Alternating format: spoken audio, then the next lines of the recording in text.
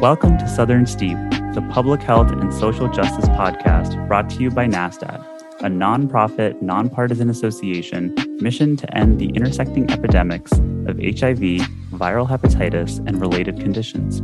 Much like brewing stronger tea, this platform aims to brew a stronger community by centering community leaders' voices and their innovative work in the Southern United States. I'm Isaiah Webster, and joining me this week is Bianca Ward. How you doing, Miss Ward? Delightful, Isaiah Webster. How are you? Well, this is a special episode because we have a fellow NASDAD colleague on today. And if I'm not mistaken, Bianca, I think this is the first time we've ever invited another staffer into the space that's not like a co-host, right? I know.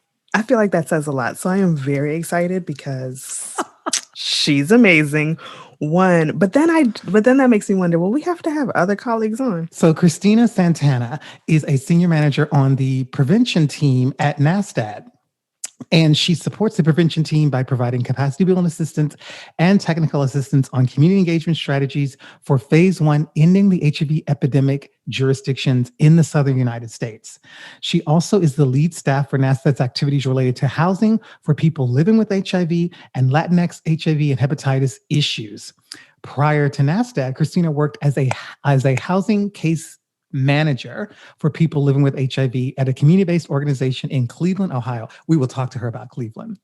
Christina received her MPH from Case Western Reserve University with a concentration in health policy and management and a BA in public policy and Spanish/Hispanic studies from William Smith College. Christina, welcome, and go ahead and correct anything I butchered in your bio. That was perfect. And thank you for having me, Isaiah and Bianca. It's so lovely to see both of your faces. You're welcome. Now, you're not a Southerner. You're from Cleveland. I think they call that, what do they call that? That's not Yankee. What is that? What is Cleveland? What is Cleveland? Well, that's a broad question. It's a lot of things. Geographically, it's the Midwest. Oh, that's what I was searching for. It's the Midwest. Yes. Oh, Isaiah. Are you Get you a map? Would you say you're a typical Midwesterner? Yes, I would. I have my Cleveland accent comes out every once in a while, and you'll see me blush. So things like the A's. You may, like, for example, let's use the word cabinet. You'll start to hear cabinet come out every once in a while, or mom, right. When I get with my other Midwesterners, it sometimes comes out, but I try to hide that shame of my life, which is that accent. I do have to say that you do have a Southern hospitality way about you. You have invited me into your home. It's beautiful. You are really warm in that way. And that's really kind of something that is a Southern characteristic, or at least I associate it with Southerners. Bianca's making all sorts of faces. So I think that I would happily adopt you as a Southerner, even though you're from the Midwest, now that I now know that Cleveland's in the Midwest. Yes. I'll also say that, I feel like the Midwest is pretty welcoming in some regards. Thank you, Christina. Tell them again. Yeah. They're really nice. Again, depending on where you're going. All right. Well, let's dive right in, Christina.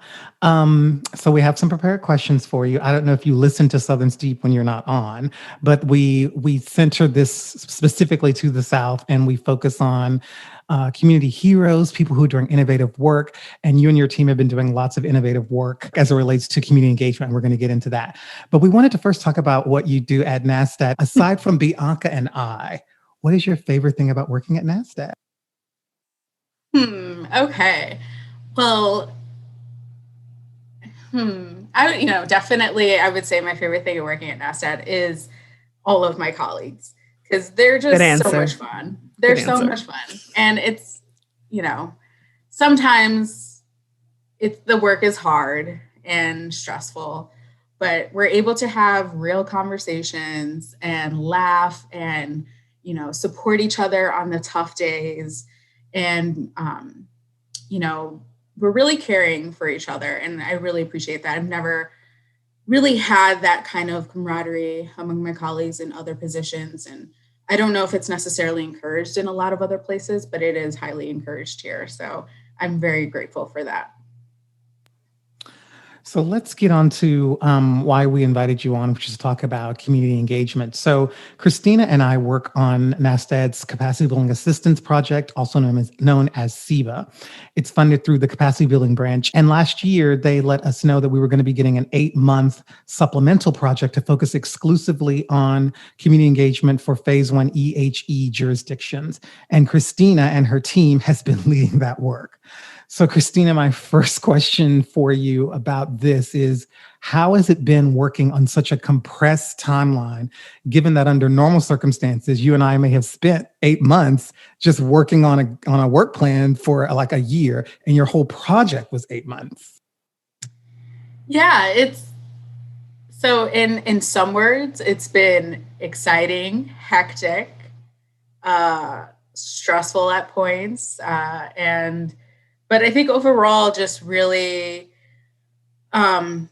encouraging to what is happening, because we've had the opportunity to reach out to the jurisdictions in the South, which have been about 24 jurisdictions who are identified for the Phase 1 EHE initiative. And through those conversations with staff and community partners, we've been able to learn how they've been reaching out to communities, how they've been trying to center community voices, engage with new partners. And, it's been all the successes and where their challenges have been as well.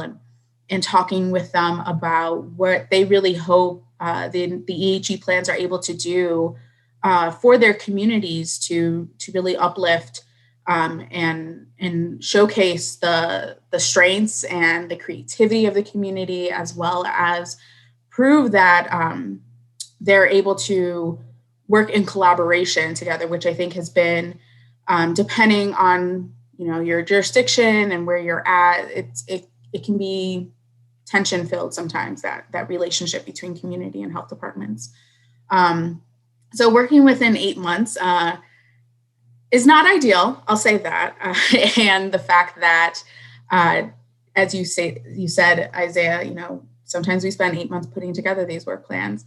I think also just, community engagement is about relationship building. It's about networking.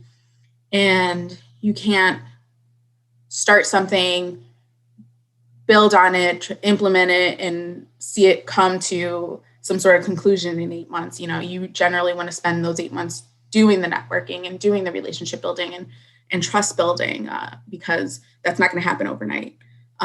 So I think that's been some of the frustration with the project is, really thinking about how do we work together with the health departments and create the resources that we're looking to do, while at the same time not having it feel inauthentic, as if we're coming in asking to do things for a community and not respecting their time and, the work that needs to go into building something like this. Christina leads an amazing team at NASTAD. Matthew Helton, Donovan Cuson. They are amazing. So I wanted to name check all of them because they have been doing an extraordinary amount of work the past 8, now 9 months on this project. Christina, the one thing I did appreciate about this particular project is because it gave us the opportunity to work with a very diverse group of consultants to kind of supplement the expertise that we have on staff. And I think that was great because we got to work with some really great people. Do you want to talk just a little bit about some of the expertise that they brought into the fold, some of the innovative ideas, and how that process has gone? Since it is, while we do work with consultants, you have 9 of them? So that's a lot. Yeah, it is a lot, but I think it's been completely worth it because, at NASTAD, we do a lot of work with the health departments directly. But this project, as we know, has been different. It's really asking us to connect with community and in a way that we haven't typically done at NASTAD. So I, through conversations prior to this project starting, we know that we didn't want to come in and say, health departments should be doing X, Y, Z to connect with community when we ourselves as a national organization, we're not as tapped into the community as we potentially could be or should be. So bringing on consultants who are from the community, identify with the populations that we are asking them to provide expertise on, and, you know, bringing them on as consultants with this project has been, I think, brought a different level to this project as a whole. The consultants have been absolutely amazing, and I value and appreciate their insight and their work that they've done for this project wholeheartedly. And I think it's really been able to provide that one-on-one connection that we're looking for in terms of trust building between different community members and health department. And I'll probably repeat that, over and over again, because it is such a central component of this project, that trust building piece of it. So Bianca has a set of questions about the toolkit, which is why we wanted to have you on. But before we get to that, I know that you've been working on a bunch of things with this project, and I just wanted to know lessons learned, highlights of all of the work outside of the toolkit, since we're going to kind of do a hard turn towards that here in a bit. Yeah, so we have been working on several projects outside of the toolkit. A lot of it has been focused on the integration of new media with old media in a lot of ways, or kind of reinventing how we connect with folks through new media. So thinking about social marketing and social influencers, and what we're looking to do with that is kind of create a social marketing campaign with some community-led folks and some local social influencers from some of the jurisdictions, in order to not necessarily advertise EHE in the sense of just awareness, but really start the conversations within the community about why EHE is important and what collaboration can do. It's not a hard sell. It's really more of trying to empower folks who see these campaigns to take action and do what's comfortable for them in order to build, again, trust with the health department. We're also looking at how do we leverage our resources and the space that we have to showcase local community-based organizations and the work that they're doing. And we're doing that through a mini magazine. We are also working, we did some interviews with several local health departments and their jurisdictions to talk about what is EHE, how they are implementing it, what they're planning on doing. And that's really just to help showcase what is happening on the ground, because not everybody can attend, HIV planning group meetings or EHE task group meetings, So not everybody wants to. And not everybody wants to. Yeah, exactly. So looking at those interviews, and we're all looking at how to showcase and highlight it via our Facebook and our social media, as well as share it through their social media streams. So that's a little bit of what's going on. So I know Isaiah kind of teased it before, but the toolkit, tell us about the community engagement toolkit. I've heard so I will say this, I'm on the care side of NASTAD and Christina's on the SIBA prevention side. So although our paths cross, I don't know how much they've crossed lately. I feel like not as much. So it's nice to see you. I miss you. But tell me, I've been hearing the whispers of the community engagement toolkit. So I want to hear all about it. Tell us the purpose and how it came to be. Yeah. So I miss you too as well. And the toolkit. So as part of this project, we were asked by CDC to provide at least one resource, kind of the big resource we would culminate this project in. And NASTAD decided to do a toolkit, and toolkits are pretty standard in terms of, resources for health departments. They're fairly useful because they should, outline best practices, recommendations, things like that. So what we are doing is we're kind of putting a little bit of a spin on a toolkit, where it's going to be integrated with media.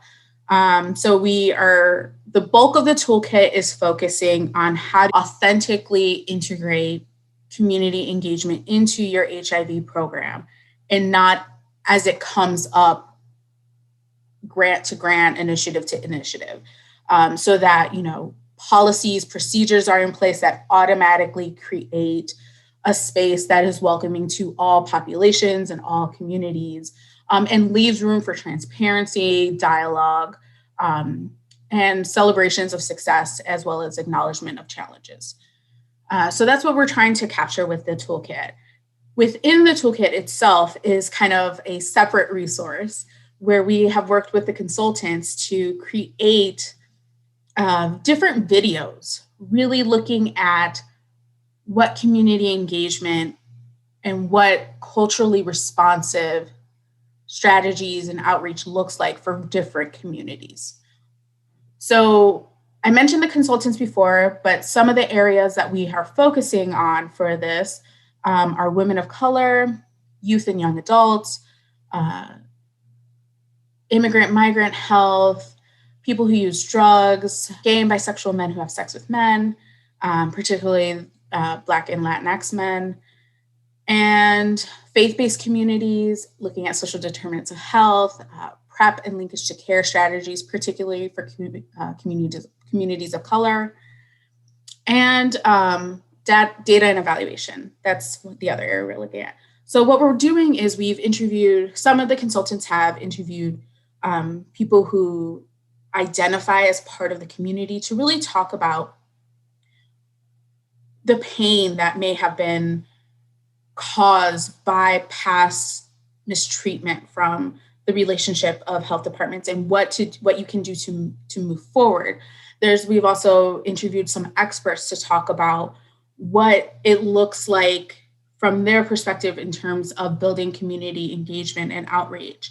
And these videos are not meant to be trainings. They're really supposed to be an insight into some of the voices. We recognize that the people on these interviews and on the videos are not representative of the entire community, but they're just a small segment of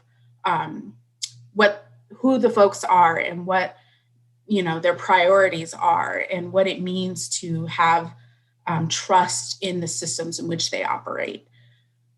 So that's the little spin that we're doing on the toolkit. We're really hoping it provides the stepping stones that health departments can use to build their community engagement and make it more sustainable, because we've gone, and I know I've heard other people say this, but we've treated community engagement as more transactional, and it needs to move away from that. It needs to move towards this sustainable, long-term relationship that is going to have its highs and its lows, but that is committed to working towards a better end goal for everyone involved. And I think that's great, just the intentionality behind this, because I would agree. I feel like oftentimes community engagement has been just a box to check on the to-do list, or MOUs that are not seen all the way through or to fruition. So the idea of having a toolkit and a framework in terms of how to make this happen, and the videos and hearing the voices of the people in the community, I think is definitely a tool that a lot of people can learn from.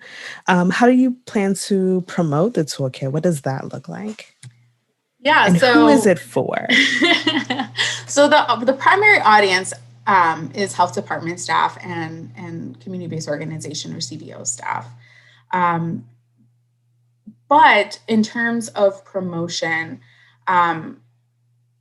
these are things that we're still talking about. But I think for us, it's really looking at how do we integrate the various platforms that we do have. So how do we, use social media? How do we use the traditional listservs that we have to send out? How do we promote with partners and things like that. So We're not 100% sure on what that plan is going to look like at this moment. But knowing my team, it will be fabulous. And we should say that we are just a little bit behind the scenes. We're actually recording this conversation a few weeks before the release of the toolkit. By the time this episode comes out, the toolkit will either be out or about to be out. So I think that's an important kind of thing to just add in there. Can I jump in right here, B, with a question that's not on our list? If you must. It is your way. Christina, have we landed on a name for this toolkit? Because we keep saying toolkit, but that's not, it's going to have a name, right? I know we haven't landed on one idea for the toolkit, but maybe we'll do a poll or something, because I'm all about hearing everybody's creativity, because naming things is definitely not my strength. It is not. My strengths lie elsewhere, but I do love a good name. So maybe we'll ask staff and partners and everyone. I'm excited I want to hear something real snazzy and jazzy. I feel like the toolkits at NASTAD, we call them what they are, right? So It's like the trauma-informed approaches toolkit or the stigma toolkit. Like, I want a fun acronym with like 8 letters. I don't know. You can think about that. Put that in the poll. But I want something exciting. And we're very good at naming things because we came up with Southern Steep all by ourselves. Look at that. Yeah, my Donovan and Ian in particular are really good at naming things. So we'll see. We'll see what we come up with. But yeah, I'm boring when it comes to. We all have our skills. So what specific technical assistance do you all hope to grow or to develop from the toolkit? So let's say once a health department has, read through it or watched the videos, then what's next in terms of how we interact with them at NASTAD or how they move what they have learned forward? Yeah, that's a great question. I think in terms of next steps, I think one of the things I appreciate at NASTAD is our approach is very much about the collaboration between health departments. It's not us telling them what they need or should be doing. It's really reaching out and seeing how we're able to provide additional support or information on some things that they need. And I think with this toolkit, the approach is going to be the same. We are fortunate enough to also be the technical assistance providers for CDC's EHE initiative, as well as, the assistance coordinator provider for HRSA's EHE side of the initiative. So I think with that, we are well positioned to be accessible to health departments and CBOs, as well as through our strong partnerships with some of the other national organizations. As far as technical assistance, even prior to this project and this toolkit, we're already working with health departments to talk about, relationship building with community, what, meaningful and culturally humble and responsive outreach looks like, and how we have to, as a field, we have to stop thinking monolithically about communities and populations, and allow for flexibility. And I think with this toolkit, we'll be able to promote that message even more and work directly with the health departments to really think through how are they approaching community engagement right now? What are some changes that could be beneficial? What are some challenges they're experiencing? And are there ways to circumvent or overcome those challenges? And it's really not about, providing a step-by-step for the health departments, because the truth is that even though NASTAD, we have a lot of knowledge, we have a lot of expertise, we are still not experts on your community. Only you and those within the community know what's right for the community. So our job is not to come in and say, this is what your community needs. Our job is to come in and help you think through, how do we get to providing the support and providing space for new voices and new collaborations within your community. And that's really what it's about in the TA that we provide. So I'm really excited, for opportunities where we can further expand on that. And speaking of community, and Isaiah alluded to this in the beginning, prior to coming to NASTAD, your work as a housing case manager. Case management is near and dear to my heart. Prior to coming to NASTAD, I was a case manager as well. And that work takes passion and courage and boundaries, all of the things.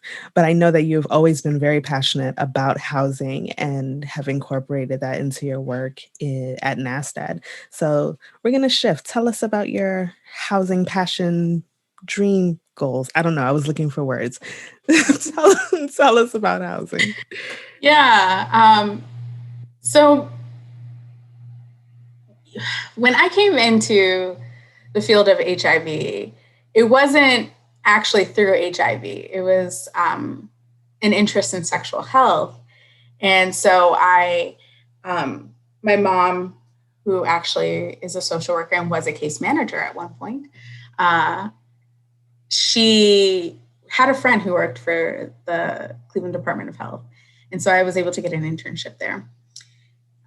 Through that, I started to learn about HIV, and, my ancestry is Puerto Rican. And sex and sexual health are, just not spoken about. They're not talked about, nothing, HIV especially. So I had this idea about HIV. It was like, from that internship, I was able to get another internship with testing. And my idea was very prevention heavy, very focused on like the strategies and, actual science behind HIV and prevention. And then through the work, internships and jobs through the work, I was able to kind of come into the space of a local ASO in Cleveland, Ohio, that had case management services, medical case management services, but they also had housing. And through that position, I realized that a lot of what I've been advocating for in social justice personally in my life, outside of, this professional career that I was trying to grow, really tapped in housing issues for people living with HIV, really tapped into a lot of that. It really tapped into the dehumanization of a lot of communities and how systems continually fail these populations in these communities, and kind of the disconnect between treating individuals as folks who deserve to have a chance to live a full life that is full of joy and safety. And housing really kind of touched that part of me. And I, was able to see the intersections of it all, like with the legal systems, with the health systems, with even looking at the jail systems and mental health and, foster and adoptive systems. And it really encompasses so many pieces of what we are struggling as a nation to really address. And even within the field of HIV, we talk a lot about social determinants of health, but there are not strong funding mechanisms, and there are not a lot of collaborations because these systems are so large and complicated. And sometimes, if we're being honest, it's just easier to work in our silos. And when I started working as a housing case manager, I was really just kind of shocked at what was happening, and knew I wanted to do everything that I could to try and get a house, a safe place for my clients.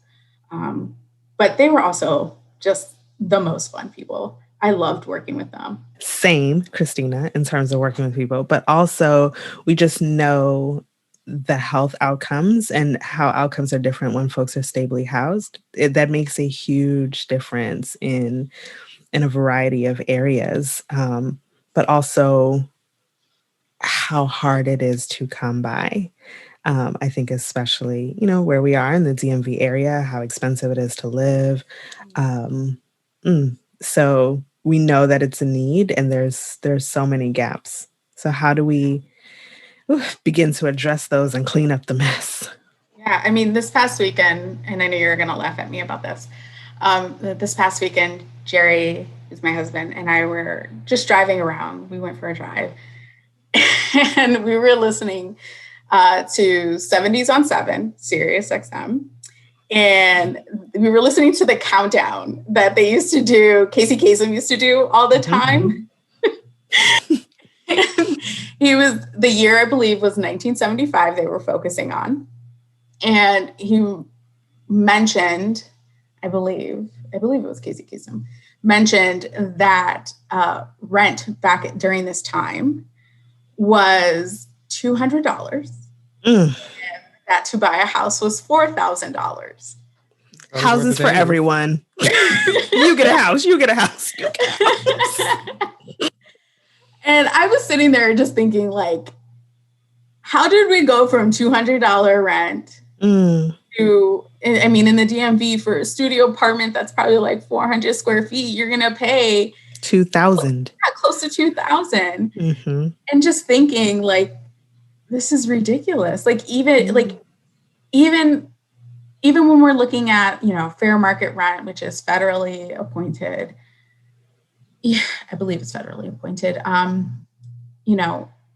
what they indicate as fair market rent are neighborhoods no one wants to live in, not because the people are bad, but just because systems have failed these neighborhoods. And exactly. You have to go miles to a grocery store, to a hospital, or to anything. It hasn't been maintained to the level that would attract people to want to live there or to start a family there. Exactly. So it's housing is a beast. I say that all the time.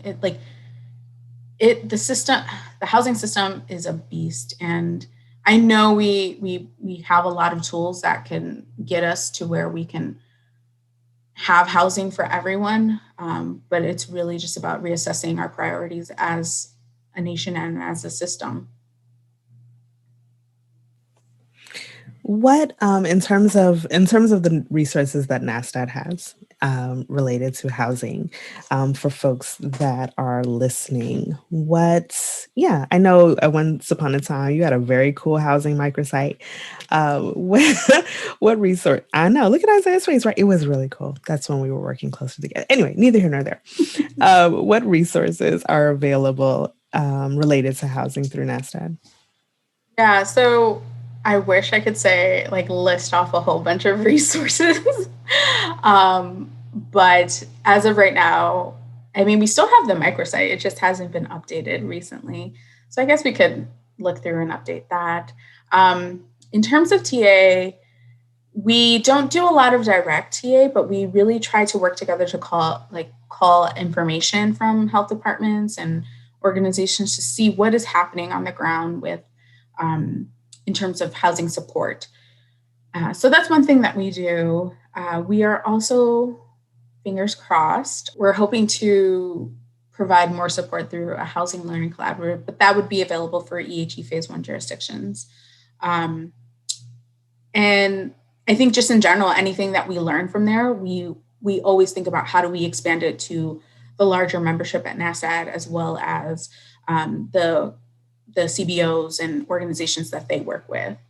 And I know there's some really innovative things going on across jurisdictions, really looking at how do we support housing for people who are not diagnosed with HIV, because that's a huge thing right now.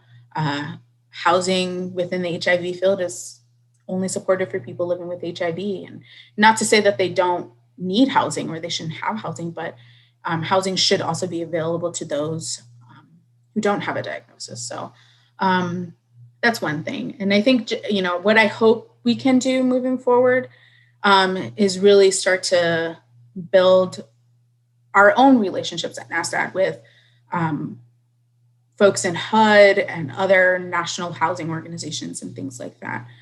Because, there's, I said earlier, there's no large funding mechanism, but I really meant for HIV, for people living with HIV or those who have not been diagnosed with HIV. But there is HUD, and it is a large federal system. So I think within that, building our networking and collaboration, ideally with them, is something I would like to do.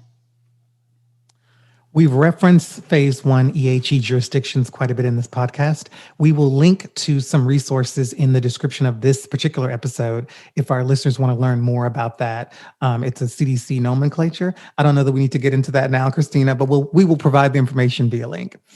So the last question, we asked this of all the people that come on the podcast. So these are the 2 questions that everyone gets. What do you love about the South? And what do you want to see for the South? Those are great questions.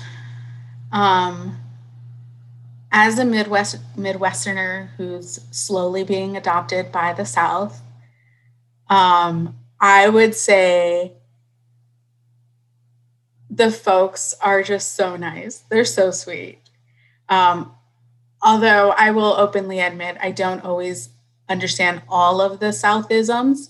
So who knows, they may be insulting me and I'm just not knowing. But that's okay because they still make me feel nice and loved and welcome. And I think the other obvious is, Southern food. But that, depending on where you are in the South. We have had detailed conversations about grits on this podcast. They are salty, never sweet. Carry on. Okay, so maybe this is my Midwesterner coming out because we love some meat in the Midwest, like some pork and beef. So I love all the different types of barbecue in the South. That's my go-to. So yeah. And then what I hope for the South,